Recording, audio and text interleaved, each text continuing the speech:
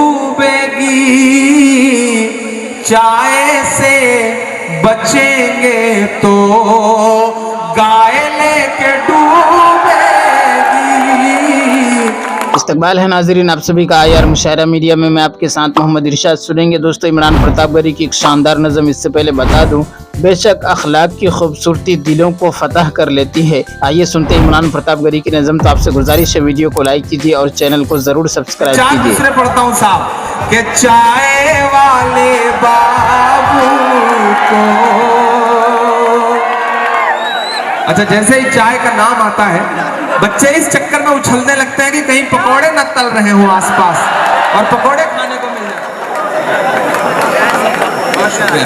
ये जो ड्रोन चल रहा है मैं गुजारिश करूंगा कि बड़ा शोर करता है तो बेहतर होगा कि इसे अपने पास बुला के इसे अपनी गोद में वैसे ही ले लें जैसे बच्चे को लिया जाता है। इसे मेरे पास तक ना पहुंचाया जाए और क्योंकि आवाज बहुत होती है और मैं नहीं चाहता कि मेरे और मेरे चाहने वालों के बीच में कोई बाधा उत्पन्न हो। मैं मिसरे पढ़ता हूं साहब कि चाय वाले बाबू को चाय लेके डूबेगी, चाय वाले बाबू को, कोई नाम नहीं लूंगा बस इशारा करूंगा। जबलपुर वाले समझदार है, मैं जानता हूं आप समझ के बता देंगे। मैं पढ़ता हूं साहब कि चाय वाले बाबू को चाय लेके डूबेगी,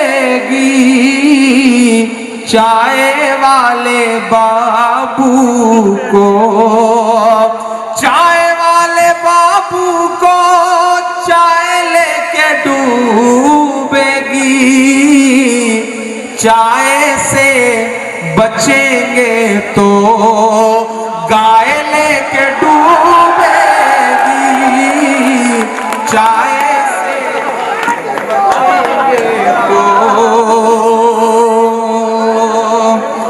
गाय लेके डूबेगी।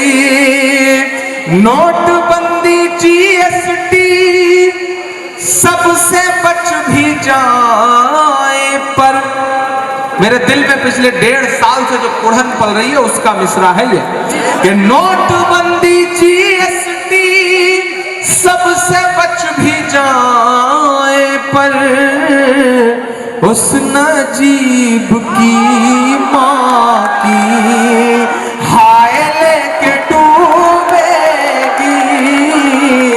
उस नजीब की माँ की हाय लेके डूबेगी, चाय से बचेंगे तो। बहुत शुक्रिया, बहुत मोहब्बत है, बहुत अच्छा सुन रहे हैं आप। अच्छा ये भी है। अच्छा बच्चों की आदत इतनी खराब सी हो गई है कि कब वो जिंदाबाद करने लगे कब वो मुर्दाबाद करने लगे कुछ समझ में नहीं आता है। लेकिन सलाम है इन बच्चों की मोहब्बत को जो मोहब्बत में बहुत जोश में आकर के दाद देना शुरू करते हैं। अच्छा कुछ आदत भी पड़ जाती है और आदत ऐसी चीज है कि जल्दी जाती नहीं साथ। हमारे यहाँ एक टिकट जो काटते हैं बस में ना, टिकट कंडक्टर, उसकी शादी हुई तो सुहाग की सेज पे बैठ के बीवी से बोला कि बहन की जरा और सरकिए 2 सवारियां और बैठी हैं। तो ये जो आदत है वो जल्दी जाती नहीं है साहब, आप कुछ कर ही नहीं सकते, ये आदत है साहब, ये जा नहीं सकते। वो एक पुजारी को एक बड़ी खूबसूरत सी लड़की से प्यार हो गया तो एक दिन उतने डरते डरते आहिस्ता से उसके कंधे पे हाथ रख के धीरे से कहा आई लव यू। लड़की ने कहा जोर से बोलो, उसने कहा जय माता दी। तो ये जो आदत पड़ी है साहब वो जाती नहीं है और जल्दी जाएगी भी नहीं। हम दुआ करते हैं कि बच्चों की थोड़ी थोड़ी आदतें बदलती रहें। बहुत अच्छा सुन रहे हैं आप, बहुत मोहब्बत से सुन रहे हैं। मैं कोशिश करता हूँ तमाम बुजुर्ग भी जो लगातार लाइव कर रहे हैं फेसबुक पर, न जाने कौन वाली चच्ची को दिखा रहे हैं मुशायरा, लेकिन उधर से हुक्म। अब आइए दोस्तों निदा मिंबर मेहराब किताब से सुनते हैं कुछ बेहतरीन बातें। इस जैसे वाकयात से यह भी साबित होता है कि खुलफाए राशिदीन में मलकूती सिफात पाई जाती थी कि जिन चीज़ों को सैयदुल मलाइका ने पसंद फरमाया खुलफा वही काम करने वाले थे गुमराहों को हिदायत वो देते थे, नेक गरीबों से मोहब्बत वो रखते थे, तंग दस्त अयालदारों की मदद वो करते थे, रब्बे कायनात की पसंद। फिर जिब्राइल ने कहा कि अल्लाह रब्बुल इज़्ज़त को अपने बंदों की 3 बातें पसंद हैं। पहली चीज़ है ताकत का खर्च करना।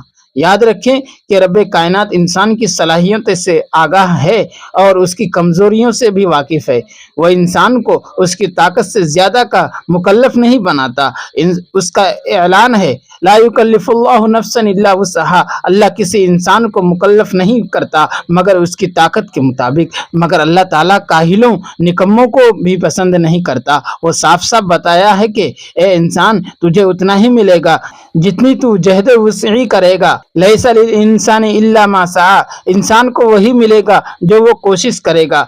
जहां दुश्मनाने दीन के मुकाबला में तैयारी की बात की तो फरमाया, और उनसे मुकाबला के लिए अपनी इस्तिताअत के मुताबिक सामान तैयार रखो।